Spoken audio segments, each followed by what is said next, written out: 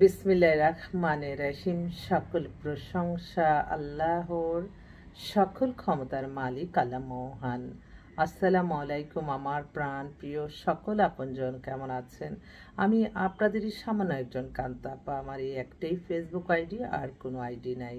আপনারা যারা বিবাহ নিয়ে চিন্তা ভাবনা করছেন, ইনশাল্লাহ আমাদের প্রতিষ্ঠানে সরাসরি চলে আসতে পারেন, বা হোয়াটসঅ্যাপে কল করে আপনাদের তথ্য আদান প্রদান করতে পারেন, বা ইমেলেও তথ্য আদান প্রদান করতে পারেন। আমাদের মেল অ্যাড্রেসটা বলে দিচ্ছি, lion121kanta@gmail.com। আর হোয়াটসঅ্যাপ নাম্বারটা বলে দিচ্ছি 01971860261। সকল প্রশংসাই আল্লাহর, আমরা উসিলা মাত্র। আপনারা সবসময় মনে রাখবেন, আপনাদের জীবন মান পরিচালনা সব কিছু সফলতায় আসবে শুধুমাত্র আল্লাহর সন্তুষ্টি লাভের আশায় নামাজ, রোজা, ইবাদত, বন্দেগী, দান, সদকা, মানুষের কল্যাণ, হজ, উমরা পালন, ভালো কাজের মাধ্যমে। কখনো মানুষকে ক্ষতি করে না, মানুষের সাথে খারাপ ব্যবহার করে না।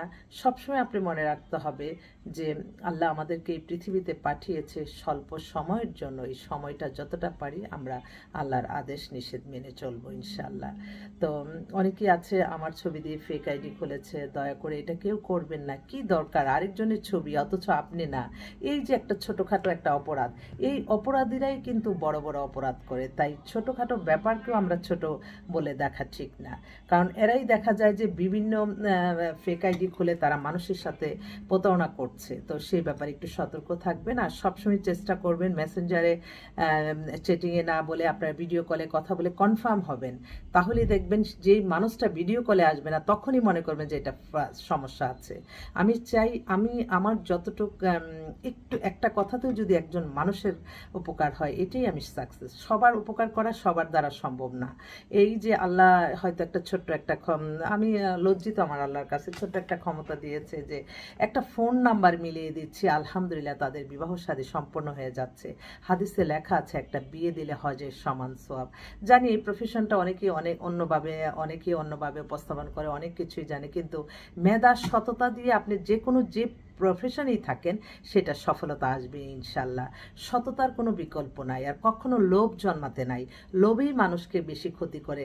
আপনারা অনেকে আছেন লোভনীয় অফারে আপনার সব কিছুতে চলে যান, পরে দেখা যায় এটা যখন অজ্ঞান থাকেন, জ্ঞান ফিরে দেখেন আল্লাহ আমার তো সবই শেষ।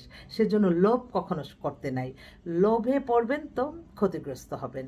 তাই জীবন মান পরিচালনা আল্লাহর সন্তুষ্টি লাভের আশায় করতে হবে, এবং ভালো কাজ ছড়িয়ে দিতে হবে। দিনের দাওয়াত যেখান থেকে দেওয়া হয়, মসজিদ, মাদ্রাসা, এতিমখানা, আপনারা দান সদকা করবেন। জানমালের সদকা অনেক কিছু আপনার রক্ষা করে। আপনারা যখনই বিপদে পড়বেন, আপনার একটা জানমালের সদকা। আমার মা সবসময় একটু সমস্যা হতো সাথে সাথে জানমালের সদকা, এবং তার সবসময় ইচ্ছাই ছিল যে এতিম দুস্থ, মসজিদ, মাদ্রাসা, এতিমখানা, হুজুর, আলেম, ওলামাদের এত পছন্দ করতেন। আমাদের জন্মের পর থেকে আমরা দেখি নাই কোনো মসজিদ, মাদ্রাসা, এতিমখানার কোনো মানুষ এসে ফিরে গেছে। তো সেই জিনিসটাই আমি আসলে মায়ের অনেক কিছুই পায়। তো আমার মা সবসময় বলতো, তুই শুধু পর্দাটা কর, পর্দা করলেই তো সমস্ত কিছু ঠিক আছে। তো আমি বলি হবে, ইনশাল্লাহ হবে। তো আসলে এটা কিন্তু আমি এই যে আপনাদের মাঝে আসলাম, এটা তো একটা জাস্ট ভালো লাগার জন্য ছবি স্যার, এটা একটা ভালো লাগার জন্য, অন্য কোনো কিছু না। ফেসবুক একটা রঙিন জগৎ। এই রঙিন জগৎটা এখন সবার হাতে হাতে থাকে। আমরা ভালো কাজ ছড়িয়ে দিতে পারি, কিন্তু অনেকে আছে এটা ফেসবুক দেখে মানুষ অনেক ভুয়া খবরগুলি তারা সত্য মনে করে। হয়তো আমরা একটু বেশি দেখে আমরা বুঝি যে না, এটা সত্য না। অনেক গল্প এসে বলে যে আপু দেখেন কি অবস্থা, আসলে কিন্তু সেটা কিছুই না। অথচ ফেসবুকের মধ্যে আমরা দেখলে মনে করি অনেক কিছু, বড় কিছু। তাই বাস্তবতার মাঝে আসতে হবে।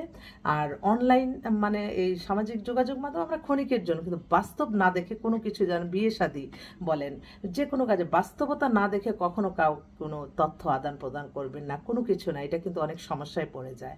তো আমাদের রাষ্ট্র ইনশাল্লাহ আল্লাহ যার দ্বারা আল্লাহ মানবতার উন্নয়ন হবে, মানুষের কল্যাণ হবে, আল্লাহ যাতে তাকেই ক্ষমতা দান করেন। আল্লাহর হুকুম ছাড়া একটা গাছের পাতাও নড়ে না। যে যতদিন ছিল আল্লাহর হুকুমেই থাকে, আবার আল্লাহ অখুশি হয়ে গেলে তার ক্ষমতা শেষ হয়ে যায়। এটা বাস্তব প্রমাণ। অহংকারী হতে নাই। যে যখন যে অবস্থায় থাকবেন, কখনো মনে করবেন ভাববেন না যে এটা চিরস্থায়ী, আমি এই চেয়ারে বসে আসছি আমার এটা চিরস্থায়ী। নো, এটা কখনো না। আল্লাহর কাজ ভালো, যতক্ষণ পর্যন্ত আল্লাহর ভালো কাজ করবেন আল্লাহ আপনাকে সম্মানিত করবে। যখনই আল্লাহ খুশি হয়ে যাবে আপনারা দেখতে পাচ্ছেন। তাই অহংকারী হবে না, ক্ষমতা আঁকড়ে ধরার চিন্তা ভাবনা রাখতে নাই, এবং লোভনীয় কোনো কিছু হতে হবে না। আর আমাদের দেশের এমন একটা অবস্থা যে আমরা অনেক সময় ভুলেই যাই যে চেয়ার পেলে নিজের পরিবার নিয়ে অনেক অনেক ভালো থাকতে চাই, অথচ আশেপাশের মানুষ কত অসহায়, কত গরিব মানুষ, কত তাদের মৌলিক চাহিদাই পূরণ হয় না। তো এইটা কি হয় না সবার মাইন্ডে যে আল্লাহর সৃষ্টি মানুষ, সে যেই হোক, আমি এত অর্থবিত্ত নিজে রেখে তারপরে বিদেশে পর্যন্ত বাড়ি করে শেষ করি, তারপরে তো যেতে হয় কবরে। তো এই যে আপনার জীবন মান পরিচালনার জন্য তো এত কিছু লাগে না, এটাই আমি অবাক হয়ে যে একটা মানুষের এত কি লাগে। আমি তো মানে আমার ছোট্ট একটা কথা বলে, আমার আম্মা সবসময় বলতো যে নিজে প্রয়োজন মিটিয়ে যা আছে সব গরিব দুঃখীদের দান করে দিবে। তো আমার তো আর এত কিছু নাই, তো আমি চেষ্টা করি সবসময় দান দক্ষিণা করতে, এবং যেখান থেকে দিনের দাওয়াত দেওয়া হয়, এবং হুজুর আলেম ওলামাদের সবচেয়ে সম্মান করতে হবে, এতিম বাচ্চাদের পাশে দাঁড়াতে হবে। এই মেন্টালিটি নিয়ে কিন্তু আমাদের জীবন মান সুন্দর হবে। তো সবাই ভালো থাকবেন। আমি আমার মানে মনের কথাগুলি আমি বললাম আমি কেমন। তো আমাদের এটা এমন একটা প্রতিষ্ঠান, এখান থেকে পাত্রপাত্রীর সন্ধান দেওয়া হয়। হাদিসে লেখা আছে একটা বিয়ে দিলে হজের সমান সোয়াব।